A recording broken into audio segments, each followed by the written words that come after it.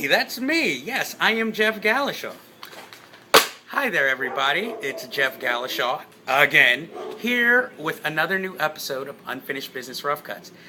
This episode, we're going to be talking about The Expendables 2, the much lauded sequel to The Expendables, with Sylvester Stallone and a bunch of other action stars. I saw this movie, and I was actually really looking forward to it, and I have to say, I actually enjoyed the sequel more than the original. There are quite a few reasons, but first, let's look at why The Expendables was made in the first place, because Sylvester Stallone was complaining that there were no more flesh and blood action films filled with stunts and action sequences, because everything now is all special effects and CGI, and like superhero films. While that is true, there are a few now and again that do have, action sequences and over-the-top stunts. It's just that they're primarily not starring Sylvester Stallone. But having said that, I have to say, this is really a return to form. Whereas the first film, it was more, straight action, and it felt like a 1980s, almost like B-movie, where the gang is on a mission in a South American country, and they're mercenaries, so they could go either good or bad, but of course, since we're following them, we know they're going to do good. This one was more a personal story because they lose somebody, a member of their team, and this is all about revenge. And everything here is bigger and bloodier, but surprisingly, it has less action than the first film. I think that's due to, in the first film where it was Sylvester Stallone and Jason Statham teaming up most of the movie, and then at the end, that's when they brung out the whole team to do all the action. This time, it's the whole team, going out there doing the mission more or less. And they all have a part to play. And also this time we get to know a little bit more about them and their personality and backstory. And then when the action sequences, boy, do they happen. They are so over the top and action filled. I'm talking Rambo, not original First Blood Rambo. I'm talking the last Rambo film where there's CGI blood running across minefield and Sylvester Stallone taking out everybody with a bow and arrow and just geysers of blood. Notably CGI, by the way. But I have to say that I really enjoyed this one a lot better because it was more fun. It was more comedic. Arnold Schwarzenegger, Bruce Willis, Chuck Norris, they all appear in the film, but they're all more cameos. Because I have to say, and to tell you the truth, Arnold Schwarzenegger and Chuck Norris are more used in a comedic capacity. Oh, they kick ass in their own sort of way, but, Arnold Schwarzenegger, most of his lines are all one-liners or throwbacks to all the different action heroes, one-liners. And, it's just more comedic than anything. And it's it almost feels like it should come with that horn wah, wah, wah, after, each line. But I have to say that I would say it's probably worth going to see. Also, it kind of is a little false advertising. First of all, Mickey Rourke does not return for this film. Not that they said he would return, but it would have been nice.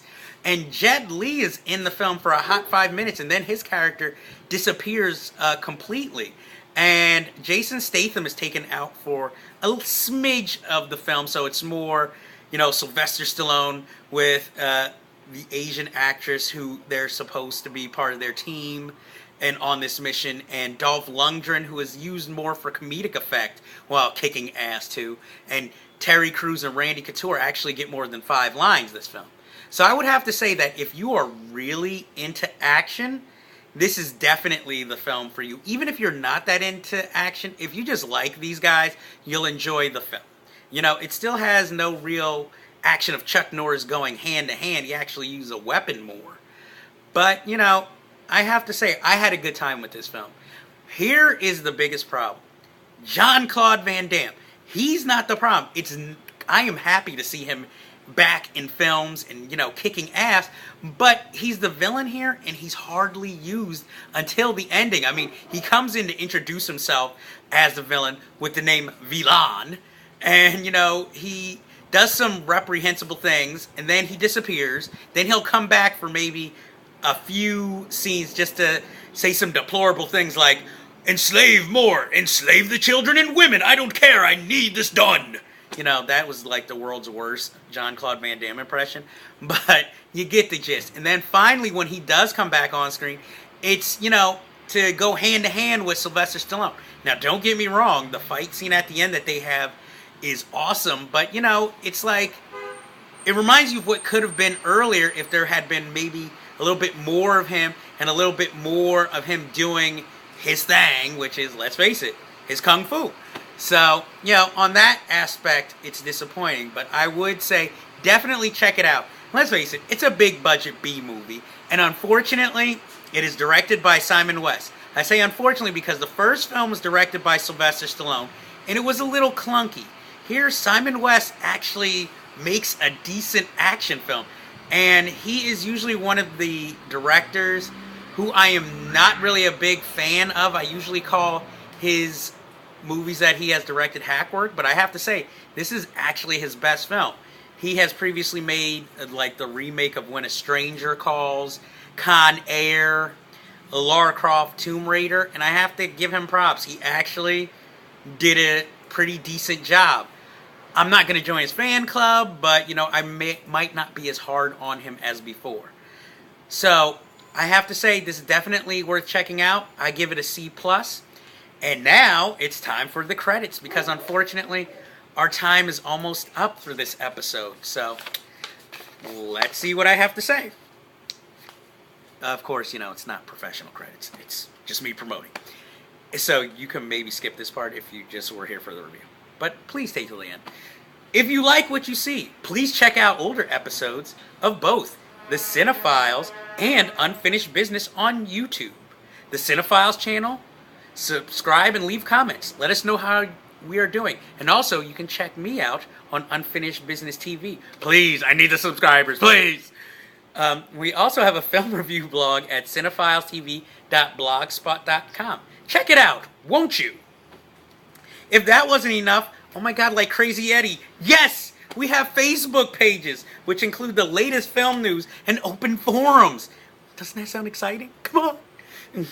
And unfortunately, we have finished this business for this week, but remember, there is always unfinished business. And I have to ask you, have you seen Scott Pilgrim? If not, why not? Because it's fucking awesome. But I also have to ask, have you seen Welcome to the Dollhouse? If not, why not? Because it is also fucking awesome.